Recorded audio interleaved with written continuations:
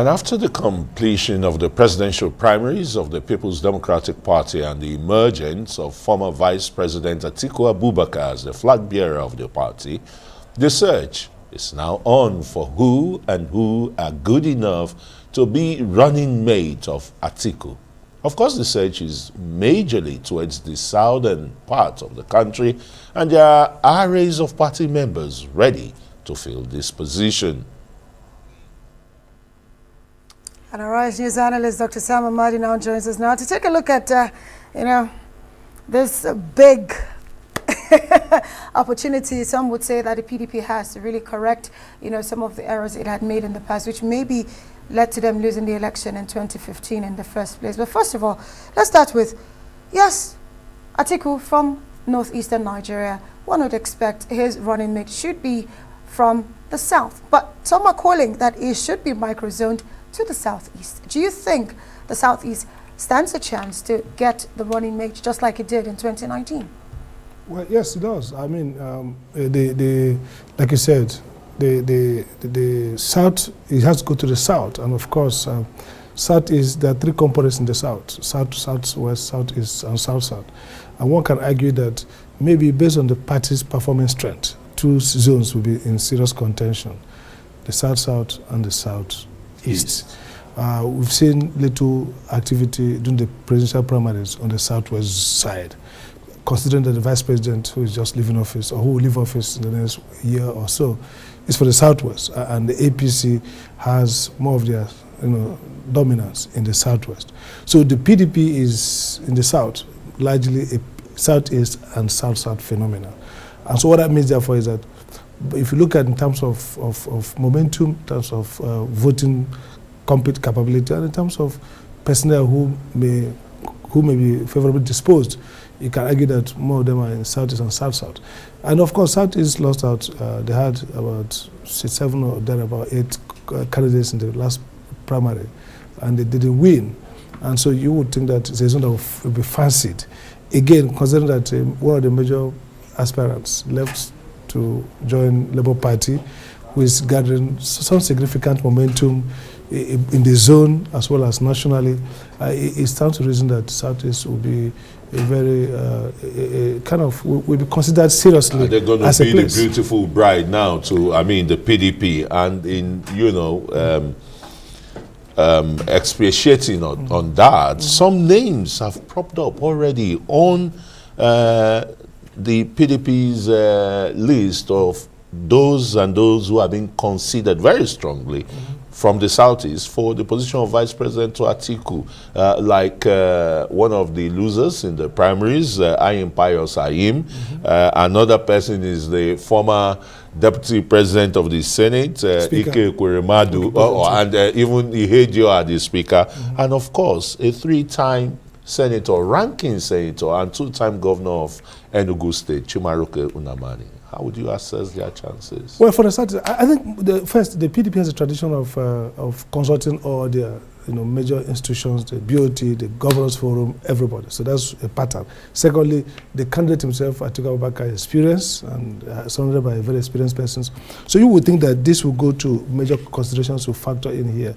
Take, for example, Ekweremadu, like you mentioned, twice Senate President. So in terms of experience, he comes legislative experience. So of course, 10 on 0. But he used to be local government chairman, and chief of staff. So some experience is equal, but not as strong as the rest. If you think in terms of course, propriety or national connection, they have it. But look at someone like, I think my 2 people who may stand biggest chance would be the former governor of Enugu State, Chimaroke. Like you said, 2 times governor, a strong governor at that, and then 3 times now a senior ranking senator with a political family, the Ivano family, still strong in Enugu. We'll see how he has been able to get one of the Ivano people also. He basically owns Enugu politics, so to put it that way. Since 1998 so and 1999, and he's made some of these people you've called and the rest. Absolutely. So he has been strong on that. And then again, he's a smart politician. He has not been very controversial with party. He has not fallen out of the party. He has not left the party. So in good standing with in terms of party members, because oftentimes the question has been, how loyal are you to the party? So one can, since 1999 until today, I think has remained PDP member. So that counts for something. And Enugu State too. Enugu State also has not got the VP. Most of the VP for the Southeast has gone to Anambra. The other person that maybe ranks close to him is what's his name? Okay. Who has been twice, who was a deputy chief of staff, who was a governor ousted from power, and who also has significant control of Imo politics. So I would say that these two people from the Southeast are the best. And Chicho Maroke, which is a Ibano family, with the support of his governor, Ugwani, who would have a lot of traction in that competition. Where do you put an Iron Pius, for instance, in this in time? Remember, he came top 5 at the primaries. Yes, Iron Pius is a significant factor to consider. In fact, all of them, like they once said, the Southeast contingent is strong on competence, strong on capability and experience. So it now boils down to two things. One, permutation. Don't forget, where APC goes also play key role. So if APC goes to the south, as has been probably expected in some quarters, it means that if it's southwest, it means that you cannot say southwest is probably taken largely, okay? With an APC presidential candidate. The PDP will have a fighting chance, but definitely will not overhaul them. Yeah. The South is strongly PDP. So South becomes where you need to push back on Obi's momentum. And the question will now be, out of these 4 people, who has the biggest to defend it? For example, Enugu is deeply PDP. It's arguable, 100%. It's arguable that the Obi momentum may not hit roll off Enugu. Anambra is worse hit. Abia, Imo, Hedon has clout. He may build some buffer. So I would say, politically, in terms of vote, they will probably look at Enugu, Imo as stronger base to get the votes. Adds to the south. So that if Peter Obi's momentum goes haywire in Anambra, rob off, Abia is tepid, but Abia is PDP. So with Ojo Zakalo as group, will be very strong to probably size up Abia. But Enugu is locked in. And here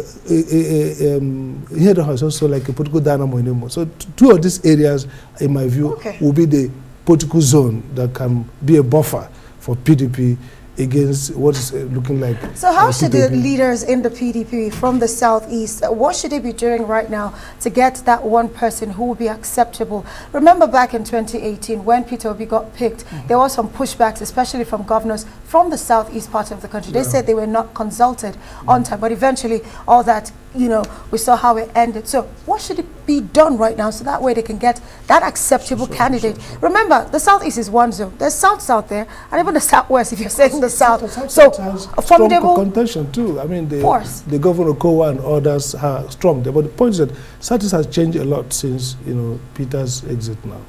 They are threatened. They are bonded together. There's little divisiveness. So any of these people we talk about, you choose, will not generate political backlash.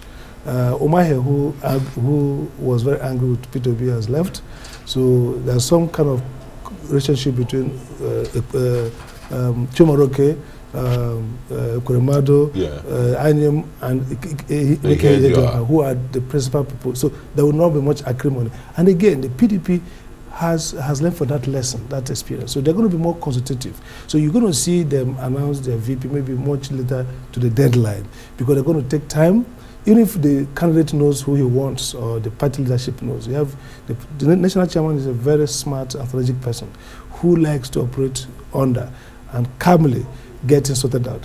The candidate himself is very experienced, and people around him are experienced. So they're going to really work hard in generating consensus. And so you won't see just an announcement. You're going to see a process, and by the time they announce it, I think that it will hold, it will stick, because most of the guys who are in contention are persons who understand, who are loyal to the party, who have not left the party, who are committed to the party, and who will evidently say, you know what, we want to win election. This is going to be an election PDP wants to win. If they want to win it squarely, so that there will be no second guessing. You're winning against a ruling party. You must win very well. Otherwise, if you win in doubtful manner, you can have a rollback, because the ruling party controls the machinery. So if you want to win, you got to win significantly, so that before the close of poll, people will give up. That's clear. And that means there should be no acrimony, there should be reconciliation, you have to pull together. So I trust all these candidates, and even those from the South, including